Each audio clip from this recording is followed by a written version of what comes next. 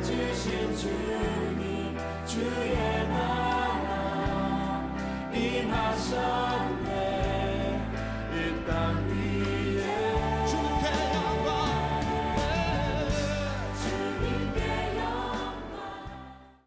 사도 바울이야말로 능력 있는 종이요 성령이 충만한 하나님의 종임에 틀림이 없습니다. 그러나 하나님의 사역은 바울의 혼자로만 이루어질 수 없다는 것입니다.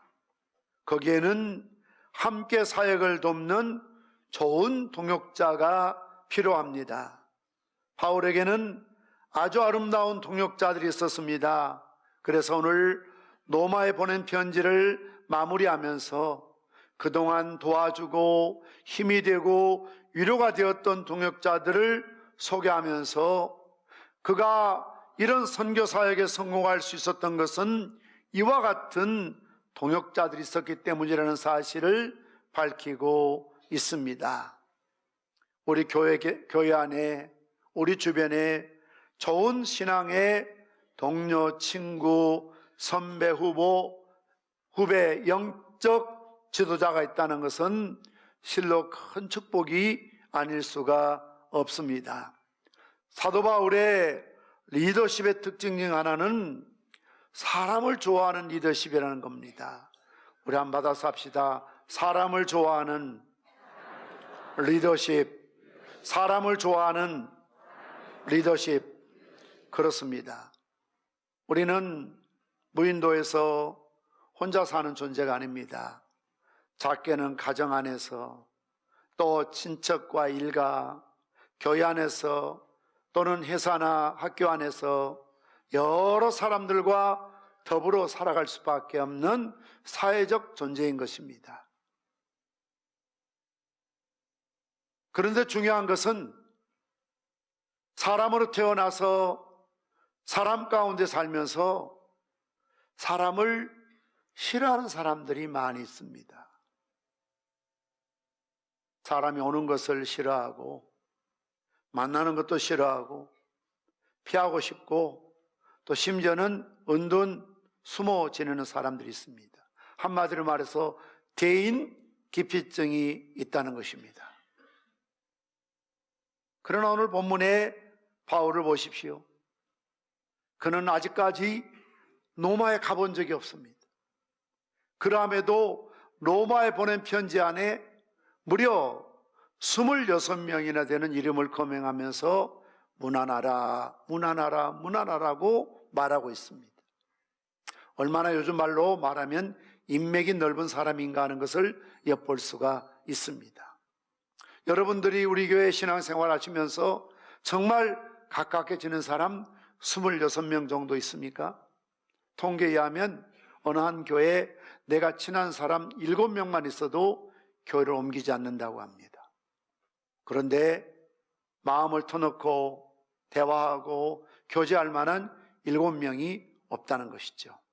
오늘 바울은 비록 로마에 아직 가지 않았지만 로마 교회가 알고 있는 26명이나 된 사람들의 이름을 열거하면서 무난하라라고 말하고 있습니다.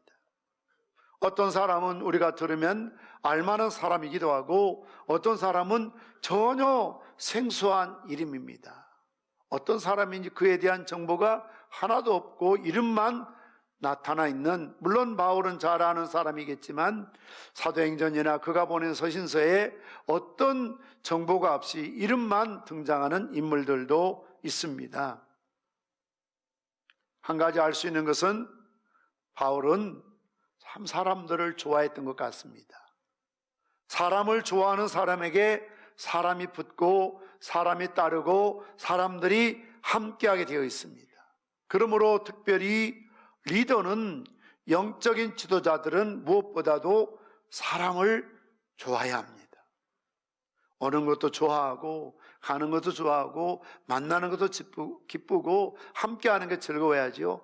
나는 사람이 싫어 하고 자꾸 모이는 것도 싫고 오는 것도 싫고 가는 것도 싫고 이런 은둔적인 삶은 사회생활에 결코 유익하지 못합니다. 주로 어린아이 쪽의 성장 과정에서 자존감이 상한 상태의 사람들이 사람들을 기피하는 증세나 열등의식이나 우월감이나 또는 자괴감이 강하다고 합니다. 그러다 보니까 사람 앞에 서는 것도 두렵고 말하는 것도 두렵고 만나는 것도 싫어하는 사람들이 더러 있습니다. 그러므로 우리가 우리 자녀들을 가르칠 때에 무엇보다도 인간관계를 잘 맺을 수 있는 그런 사회성이 있는 자녀로 훈련할 필요가 있다는 것이지요. 나에게는 소중한 아들이요 딸이지만 내가 항상 그와 함께 할 수가 없습니다. 철이 들면 부모의 품을 떠나야 됩니다. 결혼도 해야 됩니다. 직장도 다녀야 됩니다. 군대도 가야 됩니다. 이런 생활 속에서 건강하고 원만한 인간관계를 갖기 위해서는 어릴 적부터 이런 사회성을 가질 수 있도록 훈련할 필요가 있다는 것입니다. 우리가 맹목적으로 자식들을 사랑할 수가 없습니다. 다 좋을 수만은 없습니다. 그릇된 일, 바르지 못한 일 하면은 아무리 나이가 들고 철이 들어 있어도 부모로서의 책임을 다해야 되지요. 징계가 없다면 사생자라고 그랬습니다.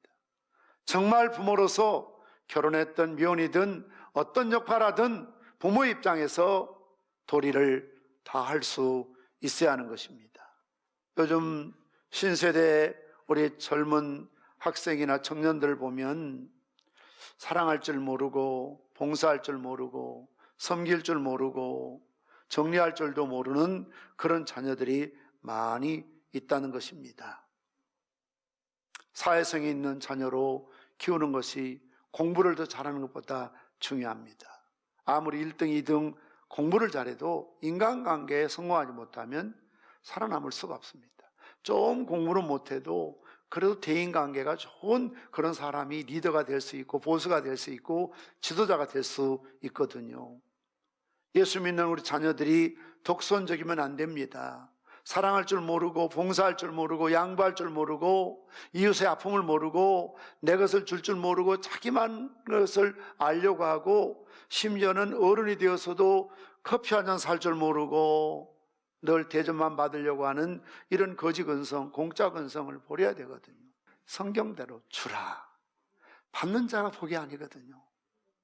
얻어먹는 사람이 복이 있는 게 아니고요. 주는 자가 복이 있거든요. 그럼 주고 나면 하나님께서 후히 되어 누르고 흔들어 넘치도록 채워주신다는 거죠.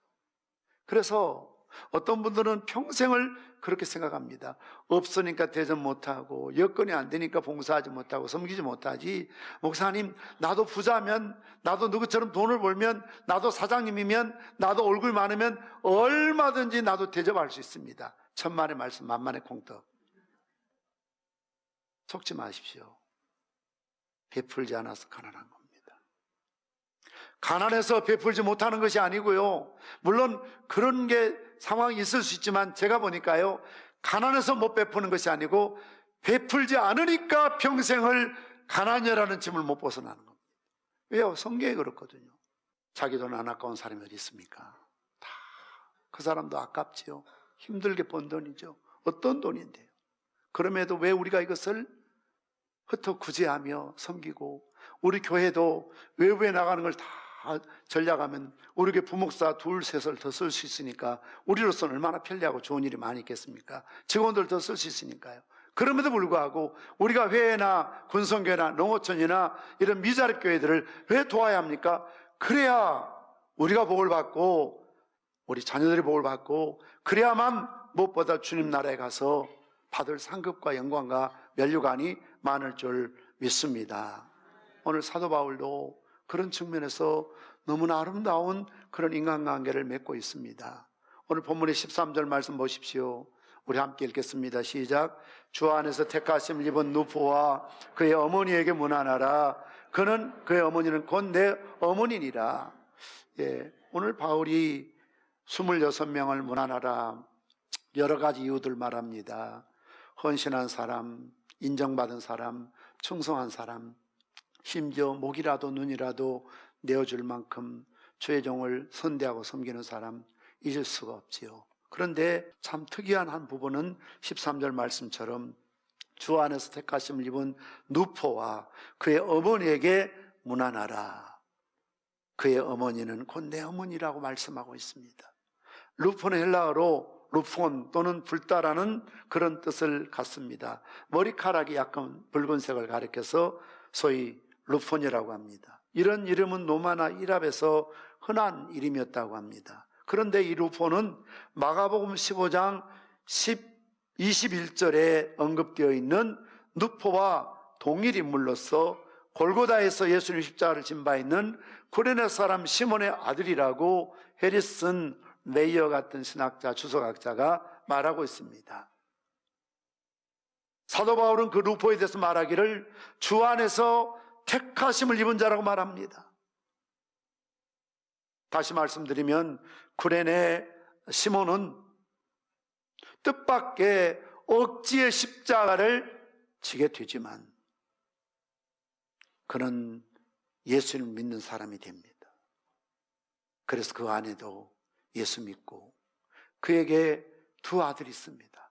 루포와 알렉산더라는 아들이 있는데 신실한 일꾼들인데 공동 번역에서 루포에 대해서 말할 때 뛰어난 주님의 일꾼 루포라는 표현을 쓰고 있습니다. 다시 말씀드리면 루포는 뛰어난 주님의 일꾼이었다는 겁니다. 다시 말하면 탁월했다는 거죠. 탁월한 사람이었다. 그의 충성도가, 헌신이, 봉사가 얼마나 탁월했는가를 보여주는 것입니다. 그런데 오늘 바울은 그의 어머니를 가리켜서 내 어머니라는 겁니다. 누포의 어머니는 곧 내 어머니라고 말하고 있습니다. 이 본문의 말씀을 통해서 우리가 얻어야 될 세 가지 귀한 교훈이 있습니다. 첫째는 이웃의 어머니는 나의 어머니가 되어야 한다는 것입니다. 이것은 우리 젊은 사람 그리고 우리 학생들, 자녀들이 들어야 될 주님의 음성입니다. 오늘 바울은 말하기를 누포의 어머니는 내 어머니라고 말함으로써 그의 어머니에 대한 사랑의 폭이, 지경이 얼마나 넓다는 것을 우리에게 교훈해주고 있습니다. 물론 나를 낳아주고 길러주신 아버지나 어머니를 공경하는 것은 그건 말할 이유도 없지요. 그러나 이런 공경의 폭이 내 아버지, 내 어머니에게 국한된 사랑이라면 고슴도치 사랑이죠. 왜요? 고슴도치도 지 새끼는 사랑할 줄 아니까요. 그러나 오늘 주님께서 성경이 우리에게 요구하는 것은 나의 아버지, 어머니도 물론 공경해야 되겠지만 그러나 이것이 넘어서 지경이 넓어져서 나의 아버지 같은 어르신, 나의 어머니 또래의 어떤 그런 어르신들을 또 할아버지, 할머니를 보면 내 할아버지처럼, 내 아버지처럼, 내 어머니처럼 공경하고 사랑하는 것이 성경에 올리라 그 말입니다. 그래서 레위기 19장 32절 말씀 보면 너는 센 머리 앞에서 일어서고 노인의 얼굴을 공경하며 내 하나님을 경외하라. 나는 여호와이니라 라고 말하고 있습니다. 여기서 센 머리라는 것은 옛날 백발 노인을 가리키거든요. 머리가 허연 그런 노인들에게 일어서라는 것은 예의를 갖추어라. 그러니까 머리가 허연 분이 내 앞에 있거든 일어서는 것이 예의를 갖추는 겁니다. 그리고 노인의 얼굴을 공경하며 마치 부모를 공경하듯 나이 드신 노인들을 공경해라. 내 하나님을 경외하라. 나는 여호와입니다. 그러니 노인을 공경하는 것이, 어르신을 존중하는 것이 하나님을 섬기는, 경외하는 하나의 방법이기도 하는 것입니다. 예수님께서도 바로 그런 본을 보이셨습니다. 골고다의 십자가에 그런 처절하고 부끄럽고 고통을 당하는 가운데서도 사랑하는 제자 요한에게 어머니 마리아를 부탁하지 않습니까? 요한복음 19장 20절 말씀 보면 또 그 제자에게 이르시되 보라 내 어머니라 하신데 그때부터 그 제자가 자기 집에 모시니라. 물론 예수님에게도 동생이 있고 마리아에게도 또 다른 자녀들이 있다고 성경은 말하고 있습니다. 그럼에도 불구하고 아마 예수님께서 판단하실 때에 마리아가 낳은 친자식들도 있고 동생들도 있지만 그러나 요한의 성격이나 상황으로 봤을 때 제자가 모시는 것이 더 어머니에게 효를 한다고 생각하셨던 모양입니다. 그래서 그 십자가의 고난 앞에서도 요한을 불러서 보라, 내 어머니라고 말하고 있지 않습니까? 요한을 직접 낳은 마리아가 아니지만 예수님의 모친 마리아는 그날부터 요한의 친어머니와 같은 분이 되었습니다. 그래서 그 제자가 그때부터 바로 골고다에 내려가는 그 순간부터 자기 집으로 모시고 가서 마리아를, 어머니를 섬기듯이 잘 섬겼다는 것 아닙니까? 사역의 현장에서도 어느 곳에 가둬서 어머니를 데리고 가고 그곳에 집을 짓고 그곳에 편안하게 살 수 있도록 여생을 책임졌던 것을 볼 수가 있습니다. 이 땅의 어머니를, 내 주변의 어머니를, 이웃의 어머니를 나의 어머니로 섬길 수 있어야 한다는 것입니다. 어머니 사랑의 부모 효도의 지경을 넓혀야 된다는 것입니다. 그럴 때 가정에서나 교회에서나 얼마나 이 사회가 아름다운 사회가 되겠습니까? 손자들이 길거리에 만나는 내 할머니 할아버지 또래 어르신을 보면 담배도 참 뒤로 감추고 인사도 드리고 그러면 얼마나 좋은 사회가 되겠어요? 이 지역에 계신 어르신들이 비록 종교가 다른 분이 우리 노인대학에 오신다 할지라도 우리 모두가 그분을 섬길 때에 나의 아버지인 양, 나의 어머니인 양 그렇게 잘 섬겨드리고 차를 타고 오실 때나 또 식사를 하실 때나 공부를 가르치며 이런 교수분이라도 절대로 함부로 하지 않고 무시하지 않고 업신여기지 않고 말 하나라도 내 어머니에게 하듯이 아버지가 하듯이 공손하게 하고 예의를 갖추고 잘 섬겨드려야 되죠. 자원해서 봉사할 줄 알 우리 시무 권사님들이 거의 석 달에 한 번 정도 와서 봉사하시는데 정말 내 어머니를 섬기는 마음으로 전화하지 않아도 강요하지 않아도 교회가 지역을 섬기는 일이고 특히 부모님들 어르신들을 섬기는 사역이니까 목사를 섬기라는 게 아니잖아요. 주를 위해서 지역을 위해서 어르신을 섬기자는 일 아닙니까? 이런 일에 온 교회가 비전을 공유하고 함께 참여하고 내 바쁘고 분주한 일이 있지만 그것을 다소 좀 희생하고 뒤로 미루고 와서 참여해서 섬긴다면 우리 하나님이 얼마나 기뻐하실까요? 자원에서 효도요. 시험에서도 자원에서 참여해서 내 작은 것이 모아져서 이 지역의 어르신 섬기는 데 쓰여지니 얼마나 귀하고 가치 있는 일인가. 주님 나라 갔을 때 얼마나 주님이 칭찬하실 일인가. 여러분, 우리 노인대학에 비록 종교가 다른 분들이 오시더라도 정말 내 부모를 공경하는 그런 마음으로 섬겨드리는 것, 이것이 바로 바울이 가지고 있었던 부모에 대한 사랑의 그 넓은 지경을 우리는 배워야 됩니다. 그럴 때 사회가, 나라가, 교회가 얼마나 아름다운 국가가 되고 지역이 되고 사회가 되겠습니까? 남대하듯이 오히려 더 내 부모 또는 할아버지 할머니 또래를 함부로 말하고 무시하고 업신여기고 질서를 지키지 않으니까 이 세상이 이렇게 무너지는 겁니다. 살벌해지는 겁니다. 이런 운동을 누가 해야 합니까? 교회가 해야 되죠. 교인들이 해야 되죠. 두 번째로 이웃의 자녀를 나의 자녀로 인정해야 된다는 것입니다. 앞에 말씀드린 대로 공동번역에 이렇게 로마서 16장 13절에 기록되고 있습니다. 뛰어난 주님의 일꾼 루포와 그의 어머니에게 문안해 주십시오. 그의 어머니는 나를 아들처럼 여겼습니다. 무엇을 말합니까? 루포의 어머니가 바울을 대할 때 누구처럼 대했다고요? 자기 친자식처럼 아들처럼 인정했다는 겁니다. 그만큼 바울을 사랑했다는 것이죠. 아꼈다는 것이죠. 앞에 말씀드린 것처럼 누포에게는 또 알렉산더라는 형제가 있습니다. 자기 친아들이 둘이나 있습니다. 이름이 기록되지 않는 딸들도 많았을 겁니다. 그럼에도 불구하고 바울을 사랑하는 대하는 그 어머니의 마음이 친자식을 사랑하는 것 이상으로 사도 바울을 아끼고 돌봐주고 사랑해 줬다는 것이죠. 실제로 사도 바울이 수리아 안독에 전도할 때에 구레네 시몬 집에서 유숙하게 됩니다. 이때 바울은 가족을 떠나 아주 외로운 삶을 살아가고 있었습니다.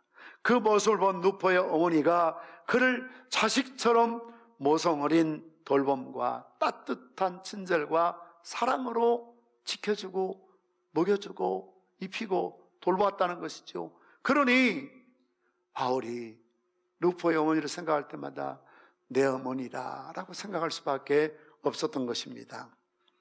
내 아들만 사랑하고 내 손자만 사랑하고 내 가족만 사랑하는 것이 아니라 누포의 어머니처럼 자기 아들이 있고 자기 자식이 있지만 그럼에도 바울을 자식처럼 사랑하고 돌봐 주었던 것처럼 우리 교회 안에도 내 아들 또래, 내 며느리 또래, 내 손자, 손녀 또래가 많이 있지 않습니까? 그들을 남보듯이 하지 말고 외면하지 말고 내 아들이다, 내 딸이다, 내 며느리다, 내 손자다, 내 손녀다, 이런 마음을 가지고 여러분 우리 교회 저 밖에서 뛰노는 그 조그만 아이들 보십시오. 여러분 손자 또래입니다. 손녀 또래입니다. 얼마나 귀엽고 예쁩니까? 안아주고 칭찬해주고 참 이쁘다, 그런 마음으로, 열린 마음으로 그런 사랑의 지경을 넓혀가면 얼마나 멋있는 교회, 훌륭한 교회, 지역사회, 나라와 민족이 되겠습니까? 어떻게 이런 일이 가능합니까?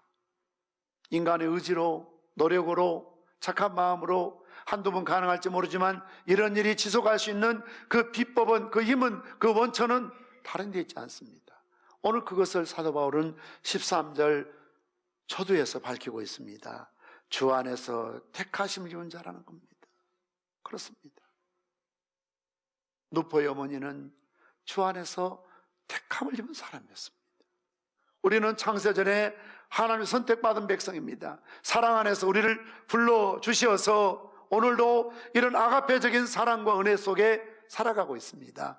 그렇다면 내 자원이나 내 의지나 내가 참 부모나 누구로부터 배운 것 없다 할지라도 이런 하나님의 사랑이 내 마음에 부음받는다면 우리도 얼마든지 이웃의 어머니를, 아버지를 나의 아버지나 어머니처럼 섬길 수 있고, 이웃의 아이들을, 아들이나 딸들을 내 자식처럼 사랑하며 섬길 수가 있고, 이웃에 있는 손자, 손녀뻘 되는 그 아이들을 바라볼 때 내 자식처럼 얼마든지 사랑할 수 있게 될 줄 믿으시기를 바랍니다.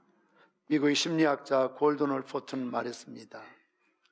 나를 사랑해주는 사람이 한 사람도 없고 내가 사랑해야 될 사람이 한 사람도 없는 상황에 들어가면 누구든지 2개월 이내에 정신분열증에 걸린다고 그랬습니다. 아무도 나를 사랑해주는 사람이 없고 나는 이 세상에 그 누구도 사랑할 사람도 없다. 그러면 2달 안에 정신분열증에 걸린대요. 그런데 여러분 염려하지 마십시오. 아무도 여러분을 사랑하지 않는다 할지라도 하나님은 여러분의 부모보다도 자식보다도 그 누구보다도 여러분을 사랑하심을 믿으시기를 바랍니다. 심지어 내가 나를 사랑하는 것보다 하나님 나를 더 깊게, 더 높게, 더 크게 사랑해 주시거든요. 이런 사랑을 받은 우리이기 때문에 우리는 다른 사람을 사랑할 수가 있습니다. 물론 내 부모, 내 형제, 내 자식도 사랑해야 되겠지만, 그러나 오늘 예수님처럼 요한에게 보라, 내 어머니라고 그랬습니다. 또한 예수님은 마리아에게 여자여 최고의 높임말입니다. 마담이란 뜻은, 여자란 말은 무시하는 말이 아니고요, 가장 존중하는 부름입니다. 어머니, 아들입니다. 뭘 말합니까? 십자가 안에서, 그리스도 안에서 얼마든지 마치 마리아와 요한처럼, 마치 바울처럼 누포의 어머니도 내 어머니가 될 수가 있고, 누포의 어머니 입장에서는 내가 낳지 않았지만 바울도 얼마든지 내 자식 이상으로 보호하고 사랑해 줄 수 있는 그런 그리스도 안에서의 한 가족 같은 친밀한 효도, 효심, 사랑, 애정이 넘쳐나야 될 줄 믿습니다.